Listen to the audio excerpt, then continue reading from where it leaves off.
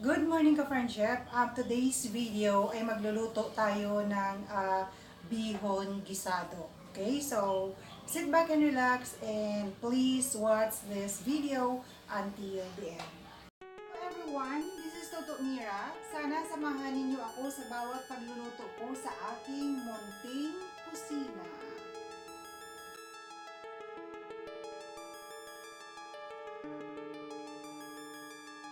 Here the ingredients. We have here 200 grams bihon, 100 grams pork, 2 pieces chorizo bilbao, baguio beans, 3 pieces regular size carrots,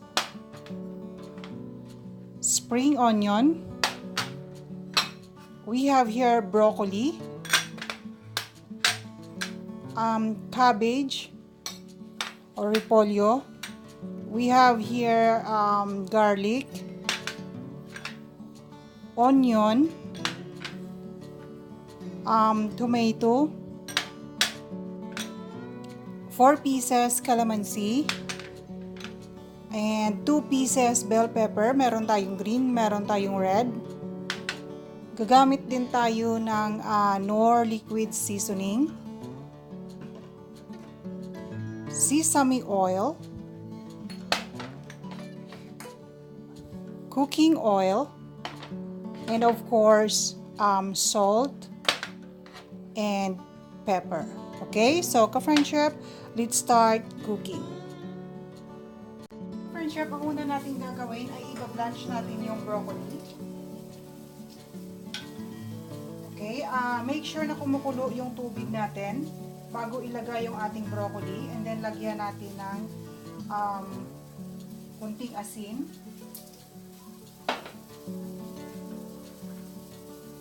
And then ilagay natin yung ating broccoli for at least 2 minutes.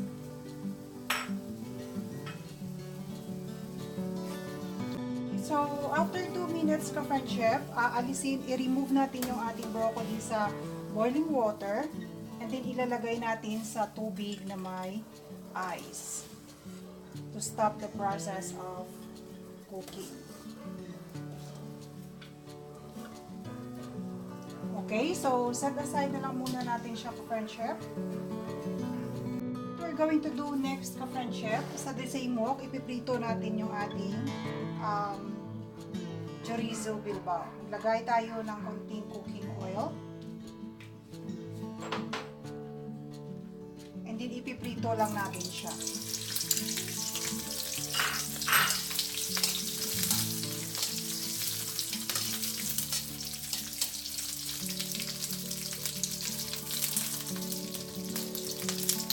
Yan, ka-friendship, luto na yung ating chorizo bilbao. So, what we're going to do next is i-remove natin siya sa wok at ilalagay sa plato na may paper towel to remove the excess oil.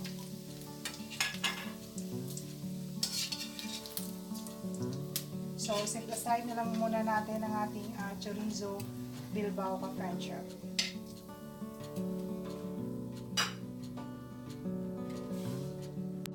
What we're going to do next ka-friendship is igigisa natin yung ating pork sa medyo malaki-laking wok.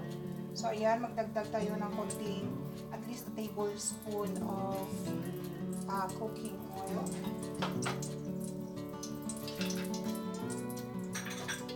Sautay natin yung ating garlic.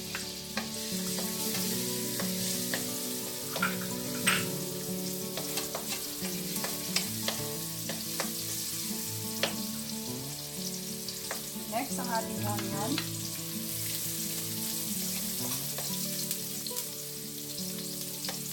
Saka yung ating tomato.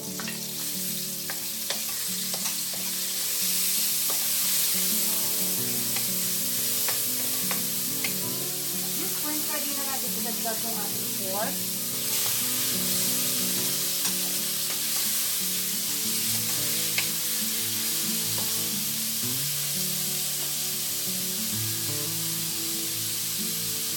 Saka natin ng konting salt. And na lang muna natin sa dyan sa French chef hanggang mag-render yung pork natin ng sarili niyang pot. So, ayan sa French chef, medyo golden brown na yung ating pork. So, what we're going to do next is dagdagan natin siya ng tubig para just to make sure na maluto yung ating pork. At sa pagluluto natin sa French chef, at sa pagdagdag ng tubig, mas maganda pag oily water yung na-add natin.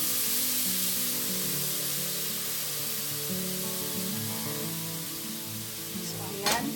Hayaan na lang muna natin siya dyan ka French chef hanggang maluto yung ating pork. Okay, so ka-French chef, luto na yung ating pork. So what we're going to do next is idagdag natin yung ating carrots.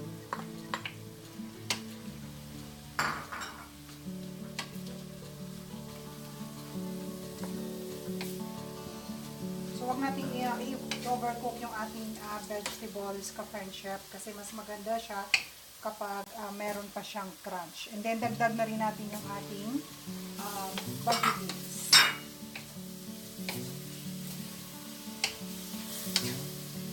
Isa lang natin ng konti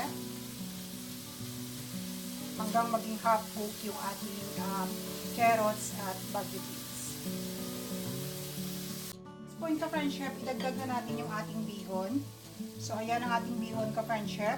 Binabad ko siya kanina ng at least, binabad ko siya sa tubig ng at least 10 minutes.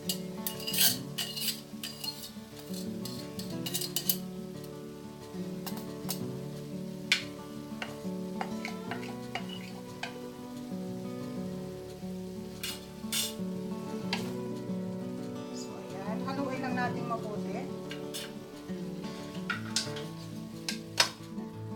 Mix natin mabuti ka French chef.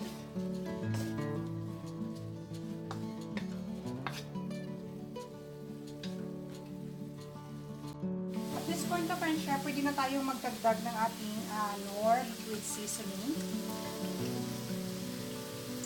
Mga at least 1 tablespoon.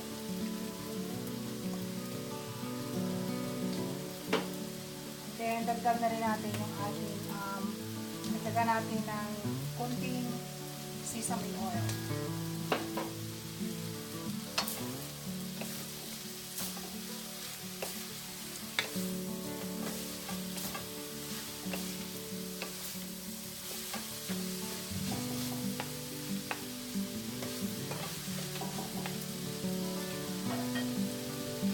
Tikman natin ang kanyang alat ka French chef. Okay na yung saltiness niya.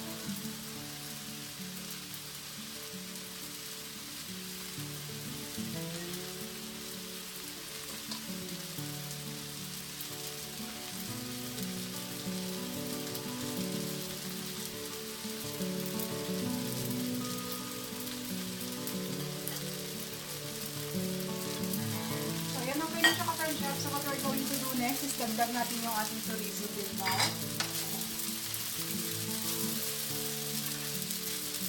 Yung ating bell pepper.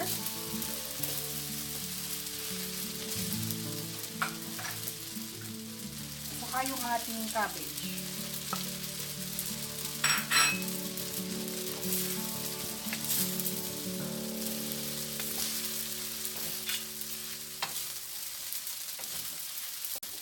Haluin lang natin mabuti. Mix it very well.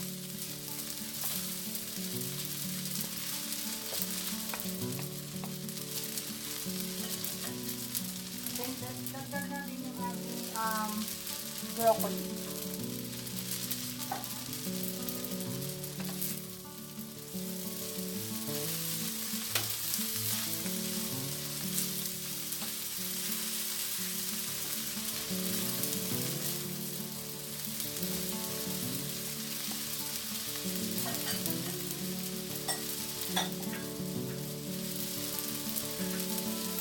Last but not the least is squeeze 2 pieces calamansi to enhance the flavor of our dish.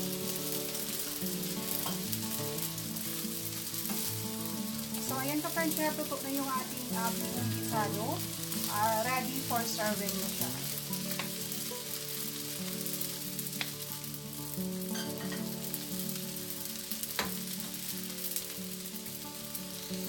Okay ka-friend chef, ito na po yung ating finished product, yung ating bihon gisado. Okay? So, dagdagan natin siya ng spring onion sa itaas. Ayan.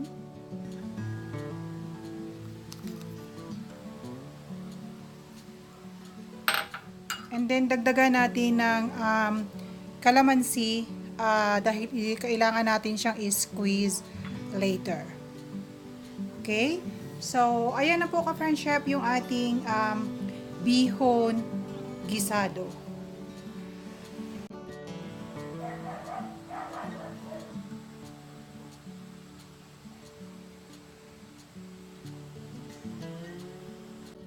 Okay ka-friend chef, sana nagustuhan ninyo ang video ito. Kindly hit that like and share button. And to those who are new to my channel, please do hit that subscribe button and kindly include the notification bell. And every single comment is highly appreciated. Okay, so once again, this is Sutomira at your service. Always remember that life is a gift. Never take it for granted. Okay, thank you very much for watching. See you on my next video. God bless us all. Bye-bye.